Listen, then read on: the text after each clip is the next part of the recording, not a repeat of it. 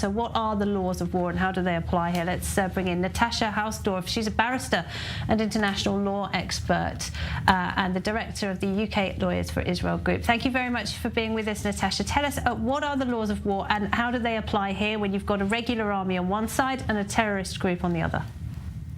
I'm very grateful for the invitation, and it's a very important conversation to have because misrepresentations about the law of armed conflict and about Israel's adherence to the laws of war is at the center of the shifting rhetoric and dialogue that you have just referenced internationally. And this sprouts perhaps most significantly from a reprehensible moral equivalence being drawn, utterly morally repugnant suggestion that one of the key principles of international humanitarian law, proportionality, that proportionality is about comparing casualty figures, and that is not correct. Myths about Israel's conduct and about international law have clearly been playing a significant role in this crisis and in this coverage that we've been seeing.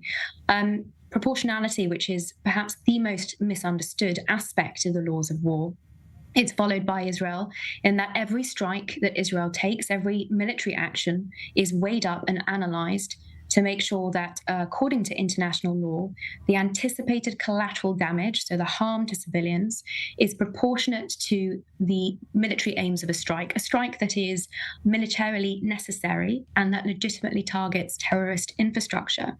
And that also incorporates the other two main principles of international law: necessity and distinction, that there is a distinguishing between combatants and civilians or non-combatants. Now, that is how the IDF operates. Any international lawyer or military expert worth their salt will recognize this, and they also applaud it because of the measures the Israeli Defense Forces take to keep civilians out of harm's way. It has been the case in every previous operation, and it remains the case here, albeit that the scale of this operation is unprecedented. And the brazen propaganda that we have been seeing, libels of war crime, are not based on any analysis of the facts, but they are based upon an attribution of evil intent to Israel. And that reminds us of the worst attributes of anti-Semitic blood libels. I want to just bring it. A few moments ago, Hamas, because they have been playing the humanitarian card, of course, that is part of their strategy. They've called on Arab and Muslim countries and the UN to intensify efforts to open up a permanent humanitarian corridor for the Gaza Strip. They accuse Israel of trying to starve Gazans, and Israel has been accused by numerous NGOs of illegally besieging civilians in Gaza and therefore causing unnecessary suffering. Is that true? Well, Hamas and its supporters are manipulating the media in these respects to generate this dynamic and this reporting. It is untrue. There is no obligation in international law for Israel to supply a terrorist organization that is seeking to annihilate it with any supplies. The only obligation that Israel has under Article 23 of the Fourth Geneva Convention is to facilitate the passage of supplies, humanitarian aid by third parties if that cargo is not going to be diverted to Hamas. And anyone who has watched what has happened in Gaza for the last 16 years will know that that is simply not possible to assure Israel of that. There were reports which were extremely concerning that the first lorries to have been let in through the Rafah crossing from the border with Egypt were in fact not inspected by the UN officials whose role it was under the direction of President Biden. One of the key assurances that he gave was that these humanitarian supplies, this convoy, would be inspected to ensure that Hamas is not continuing to smuggle in munitions, weapons, supplies for its terror infrastructure. But even humanitarian aid, unfortunately, is exploited by Hamas. Recent reports of it stealing 24,000 litres of fuel.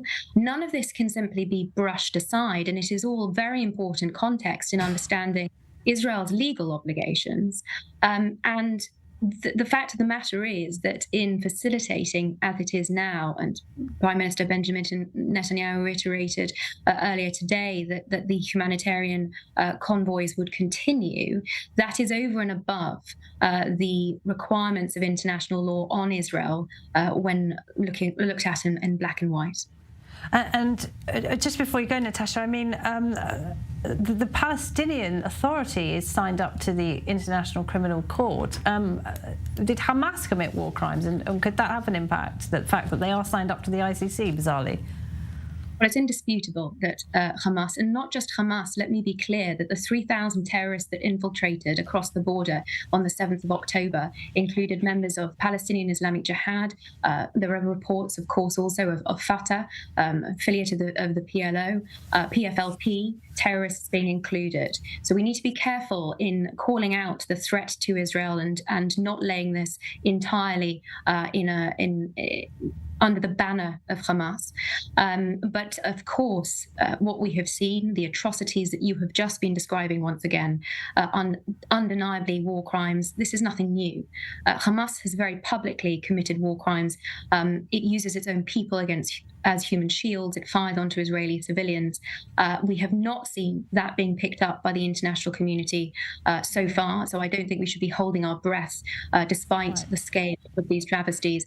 But one thing I do need to be clear about, from an international law perspective, Israel does not only have a right to a robust response, but under the Convention for the Prevention and Punishment of the Crime of Genocide, it also has the affirmative obligation, like the rest of the signatories to that convention, to make sure that Hamas can never again inflict on Jews the sort of slaughter and torture and kidnap that we have witnessed, unfortunately, 2 weeks ago. And it continues to commit those crimes against Jews all across Israel with its firing of rockets. Natasha, thank you very much. Natasha Hausdorff, she's a barrister and international law expert. Thank you.